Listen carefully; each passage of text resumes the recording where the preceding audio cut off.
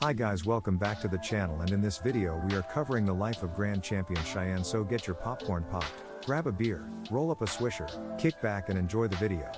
Cheyenne was born in a litter of 4 down from Blackrock's Tatis Ram and Cascudo, a 2XW who belonged to the Guerreros and his breeders the Señores Garza. It's worth mentioning that Blackrock's kennels is not one person but made up of El Profe Ponce, Felix, Haman, Paycow, Anwar, Mana, A-Town, Trompas, Juanito, Isaac, Jera Jr. and yours truly, Joyero. Blackrock's kennels Tatis Ram, Guerrero and Chavez Casco, 2-time winner. Each person has an important function. And specifically for this case I would like to acknowledge Profe Ponce for his ability to raise these animals. He took care of Tatis, Cheyenne and almost all of Tatis' offspring, giving them proper nutrition and care. In a few words, he is the best at it, and is helped by Felix. After Cheyenne's litter is weaned, the Señores Garza keep 2 males, one being Champion, Cuco, and we kept a male and a female. From the time they were pups the female stood out, very active and restless, fighting all the time. You could see her unique behavior and temperament. At 11 months we took her to some locals to roll her. They had to start at 18-month-old. Right away Cheyenne knew what was happening, and in 6 minutes she already had her opponent in bad shape and they had to pick her up, arguing that there was no way she was 11 months and hadn't been to school yet. She was next schooled at 14 months old with a good Jeep Red Boy Jeep. She behaved exactly the same way, but this time the opponent touched her face but she never turned. 2 months later I was challenged by Paco from Saltillo at 14 kilos, but I told him my Jeep was 14.5 kilograms. At this point in time I did not have a lot of experience conditioning in the fast lane, so I second-guessed the weight a bit, but I signed the contract at 14.250 kilograms. The day arrived and Cheyenne was 50 grams under and made the weight. The match started and Cheyenne stunned me when she broke her rival's leg 5 minutes in. She was a demolition machine, a hard puncher to the shoulders, chest and throat, a weapon that would be lethal in her career. At 20 minutes her rival was destroyed and almost done. On that day she earned her first win in very impressive fashion, beating a veteran fast lane dogman. Sura was RIP a few moments later from a broken trachea. During our team celebration Mr. Campos from Monterrey said that he had the medicine for our little Jip. I only responded by saying that I would like to enjoy the moment and we could discuss it later. Mr. Campos has more than 2 decades in this beautiful sport and beating him would be good for our curriculum. At that moment in time we were hooked for and Champion Candy's second and traveled to Monterrey 2 months later where she won.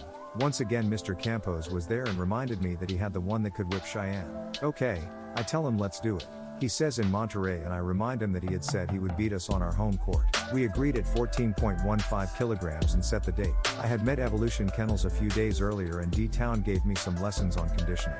He taught me how to properly finish my keep and added different exercises. For the show versus Mr. Campos she would be better prepared.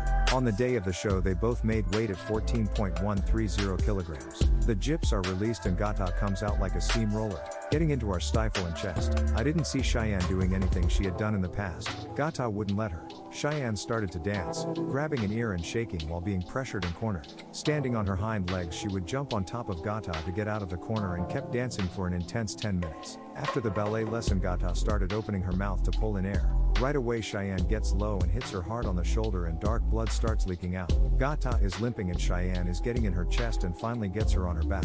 Immediately she goes for her throat, spinning her in circles on the ground while Gata starts to protest because we are trying to finish her. Gata is out of hold and I call a turn, but the ref makes a mistake and calls it on Cheyenne for some reason. At that instant Cheyenne pulls out another dirty trick, one that we would become accustomed to. She likes the chest, loves the throat, and now she went straight to the soft belly for the KO. Oh no. Gata couldn't believe it and shot clear green fluid out, signs of internal damage. Gata didn't want to be there any longer, so I handle Cheyenne and she flies across on her scratch. Gata wants to run, so I handle Cheyenne once again and now it's Gata's turn to scratch. Gata comes out but to the wrong corner. She didn't want anything to do with our little locomotive.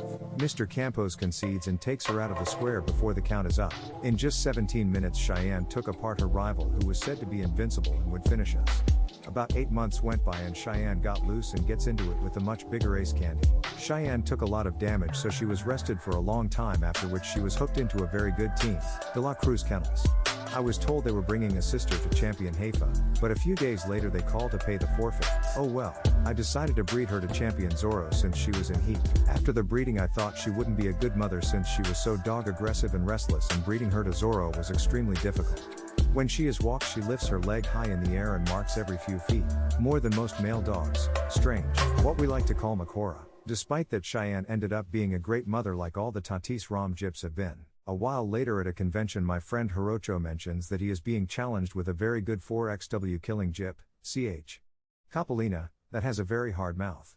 So I tell him that I have a good one at that weight and she is one of my favorites, but I will lend her to him anyway because I know he is a serious dogman and he will give it his all. At that time I could not travel south because I had Chino, a 2XW at the time of this writing, hooked for his first in Baja. Hirocho did a great job with her keep. The only drawback is that the day of the show Cheyenne is in day 10 of her heat. Jips are released and ch. Coppolina does her thing and hits Cheyenne in the chest, hard. Cheyenne takes damage that most would have ran from, but Cheyenne also liked to dish it out and Coppolina doesn't tolerate the hits as well to the shoulders, chest and Cheyenne's specialty the throat. Like always, once the victim is laying down straight for the throat and once again finishing in the soft belly in spectacular fashion. 30 minutes was enough to leave ch. Coppolina 4XW collapsed in her corner, and if she would have come out, Cheyenne would have finished her work of art. Cheyenne was now a champion. ch. Blackrock's Cheyenne 6XW bis.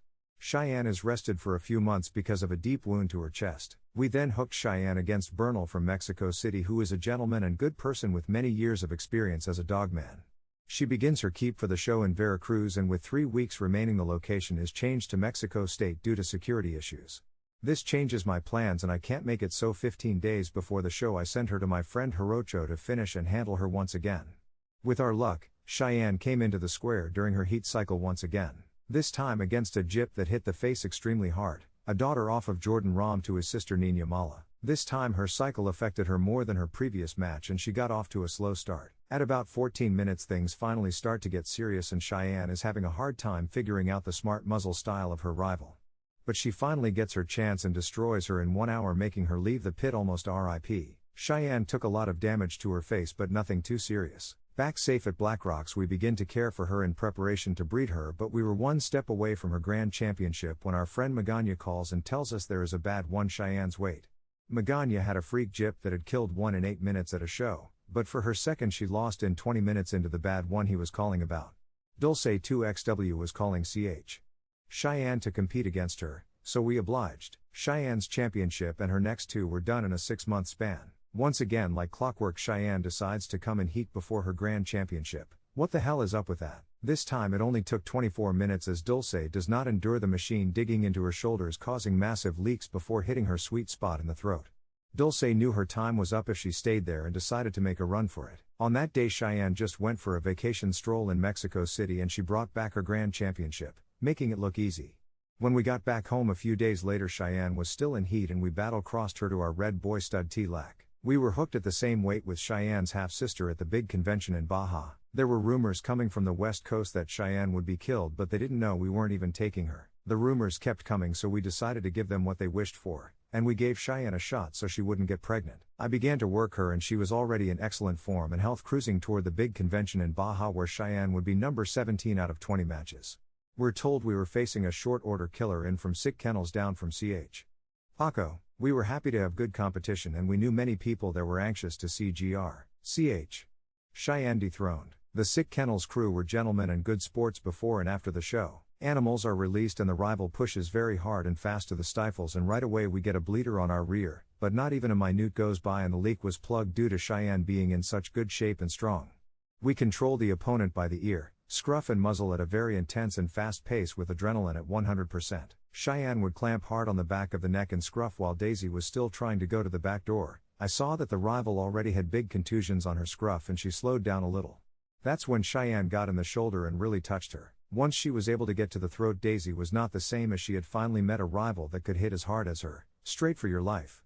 Like all her previous matches, Cheyenne lays her down and starts going in circles connected to her throat. Duro, shake Cheyenne.